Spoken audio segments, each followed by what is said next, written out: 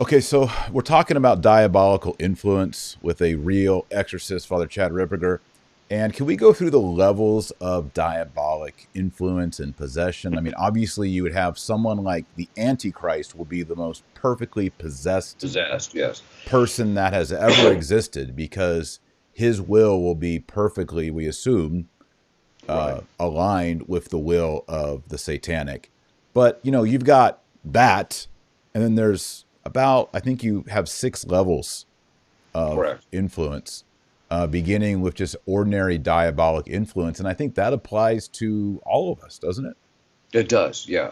So if you look at there's one form of ordinary, and then there's five forms of extraordinary. So the ordinary form of diabolic influence is one that affects all of us, and it essentially consists in the demon's ability to introduce things into our imagination and affect us emotionally. I do go into that even in the book on Dominion. So, but they do have that ability to actually influence us, and that's the lowest level. The next level, the next five are what they call extraordinary, and they're extraordinary in two ways. One is they're not very common, and they're above and beyond what most people are going to experience. So the first level is in Latin, it's just called dolor. Sometimes the Italians like using the word vexation. That the problem is with that is that the term vexation can refer to, at least in the literature historically, vexatio can refer to any attack by the demons in any manner whatsoever. So I kind of shy away from using that to refer to this particular kind. But basically, this is the prerogative of saints. It's when the saints would actually be attacked. So we saw this with Padre Pio or the Cure of Ars and the like. So these are the people that were actually attacked physically, and so that's why it's called dolor, which is the Latin word for pain. And so that's the name they give to that. But again, sometimes I've had people say, "Oh, I suffer from this," and then you start digging in and you find out that they're not leading lives of grace or anything, right? So the next one is diabolic oppression. This is where they attack people from the outside. So this is when they attack people's finances, their relationships, their job situation. They can cause problems with their property, destroying certain things. They can even cause death of animals and things of that sort under certain circumstances. And so you'll see those tending to happen.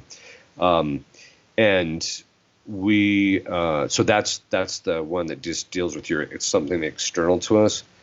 Then the next one is diabolic obsession. That's where they attack the person's psychological faculties.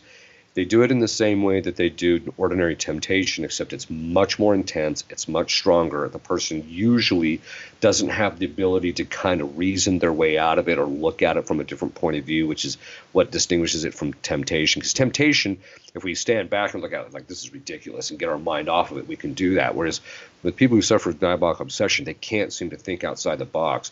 In fact, we usually tell people, well, look, if you're being diabolically obsessed, don't try and get clarity in that moment. It's not going to come because the demon has control of your imagination. And all he's going to do is do running commentary. So it doesn't matter what you think. He's just going to keep constantly switching it to what he wants. So you have to attack him and deal with him, and then he'll let up, and then you'll do it. Diabolic obsession and oppression are drastically on the rise in our culture. Primarily, oppression, we're starting to see an increase because of the increase in satanic activity and witchcraft. Obsession, our primary way in which we're seeing an uptick in that is pornography and just lack of moral formation and people just leading their life according to their emotions. Possession is the next one, and that's where the demons actually take possession of a part of the body, unless they're perfectly possessed and it's the whole of the body. They take possession of part of the body. Full possession, the person, you can't tell them. You can't tell that the person's very often possessed, except by what we call some of the secondary signs. And the reason being is because the demon mimics the person's personality so perfectly, it's hard to tell that you're actually talking to somebody who's possessed or not. And the way you know is because of the secondary signs, which is things like malice, duplicity, constantly lying. Everything they do causes damage and destruction, etc. So those are the secondary signs that you would actually see in relationship to that. Whereas most people are what we call partially possessed, and that basically means that the demons possess part of it, but it also means that the demons are only manifesting certain parts of the time, which they call periods of crisis, and then they go through periods of lucidity where the person's normal. So if you look at the case of the exorcism of Emily Rose. If you actually look at the books, don't read the best book out right now, even though I'm still not completely satisfied because I want to know more about her ultimately, because I have a devotion to her, is Annalise Michel, who's actually the Exorcism of Emily Rose is actually based on. She went through periods of lucidity and crisis. So during the periods of lucidity, she would spend hours in front of the Blessed Sacrament praying for the clergy at the time, because this was in the late 60s, early 70s, when they were just going off the rails. And she was very sensitive to that, and so she actually offered up her possession for that purpose, for the clergy, for the conversion of the clergy, so they can go through periods of lucidity. Then the last one is subjugation. That's where people make a pact with the devil. But as I talk about in detail in the book, what is a pact? Because most priests today do not have a philosophical understanding of what a pact actually is. But once you understand what a pact is, you realize that technically speaking, a demon cannot enter into a pact or contract, because there's certain requirements that he can't fulfill or meet. But they can convince us that we're under this contract, that we've entered into this pact to keep us subjugated to them. And so people who become perfectly possessed are always subjugated because they've made a pact at some level with the demons. But not everybody who's made a pact is necessarily perfectly possessed or even possessed. I've come across some people that made a pact, and by the grace of God, he kept them immune from possession.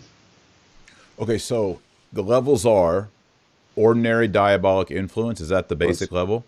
That's which we all are subject to. Yeah, that's just, maybe it could be your internal concupiscence. That's not diabolic, but it could be, just this voice saying, just to do something absolutely absurd that you would normally not be tempted.